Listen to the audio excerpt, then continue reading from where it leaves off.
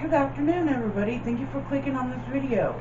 My name is Mary, and today's going to be a tribute to my dad. His name is Richard Munson. April 16th, I got a phone call from my mom stating my dad had passed on. I didn't believe it at first, so I had to call her back, and that's when it sunk in that he had passed on. He was a really, really good man. He was my dad. We had a lot of good times together. I remember one time I was 15.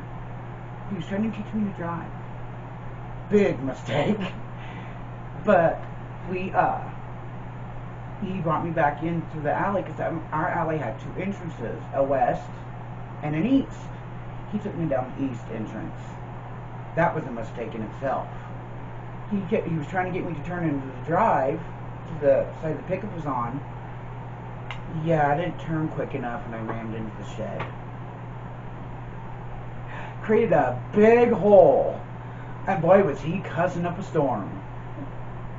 And boy, was I crying up a storm. He went and got the materials, and I went and helped him put it back together. And we painted it, and we talked. And he said, I took you down the wrong end. And he was also my band teacher for a year.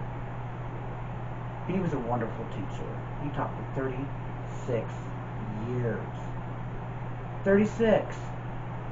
It's a long time. He had a kidney transplant back in, October of 2002. And he came through that with flying colors. And he got it on my birthday. That was a good birthday gift. And then he had an allergic reaction to one of the anti-rejection pills, and it was hard seeing him in a wheelchair, struggling just to even move around. But he overcame that. And then in 13, he was diagnosed with lung cancer. He went through that, got his biopsy, ended up in the hospital at Christmas because he couldn't breathe. He was on life support, and I thought we were going to lose him then. But he pulled through. Then he had another bout, and he had chemo and radiation, and that really took him down. And he went downhill from there. I don't know how to pronounce it, but it's like pneumonia, but it's not. And he had it for the last couple of years. And just finally this last Christmas, it didn't take him, but it took him down. And the last time he ended up in the hospital, I asked Mom, I go, why? Why has God let him suffer? She didn't have an answer. They brought him home from the hospital and took him to swing bed in Imperial. And that's where he passed away at. It was an Imperial swing bed. His favorite nurse had his head in her lap. He was a wonderful man.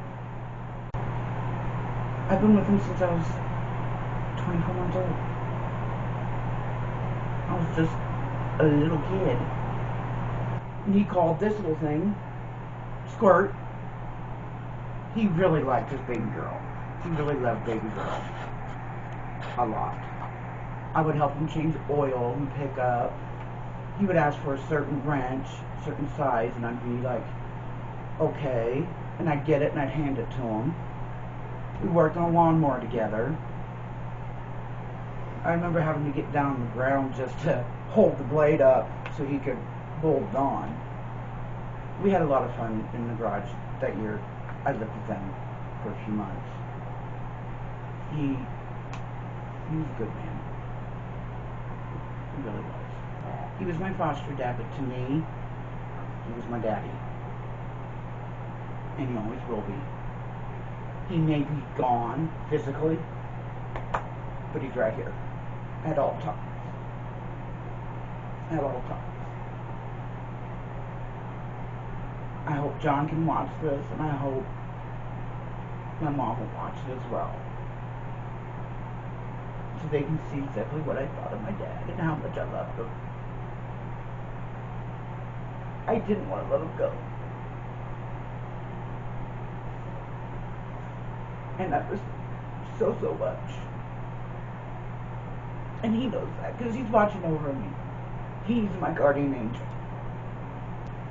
He's given his mom, his dad, his brothers, and likely my late husband Terry, hell up there in heaven. And even Galen.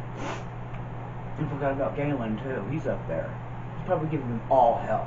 And mom and dad and my stepdad, Richard, but we always called him Dick.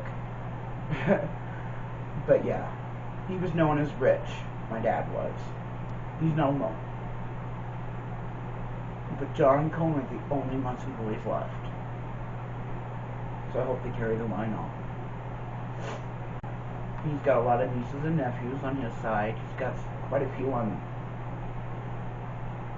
my mom's side as well.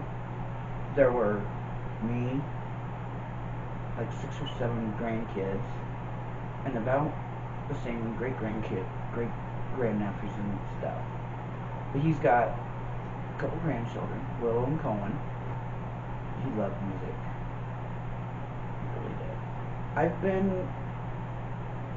I had hit the anger stage, and one day someone in the house snapped at me. I don't know why. Maybe I'd raised my voice and not realized it, or maybe it was just too loud. I had to raise my voice. I don't know. But it got to where it had gotten under my skin. So I took my headset off, told everybody just leave me the beep alone, went to my room and slammed my door shut and laid myself down my bed and started crying till I couldn't breathe. They let me be for a little bit, and then Kat came back and talked to me, brought baby girl in, and she snuggled in and gave me kisses, licked me right up my nose, and that made me laugh. But we talked, and I haven't really broke down since, until today. Ashlyn's video inspired me to do this. I've needed to break again, and I haven't done it. My mom breaks every now and again. She's living on her own, but she seems to be doing pretty good. She does a very good support system. She's got a friend that lives just like 2 houses down from her. So, she's got a very good support system. John and I were really worried that she wouldn't have that. But God prepared her to have the bed by herself. So, but I think I'm going to close this now. I love you, Dad. Just remember that. If you really liked this video, or if you have any comments or questions, please note it down below, and we'll get back to you as soon as we can.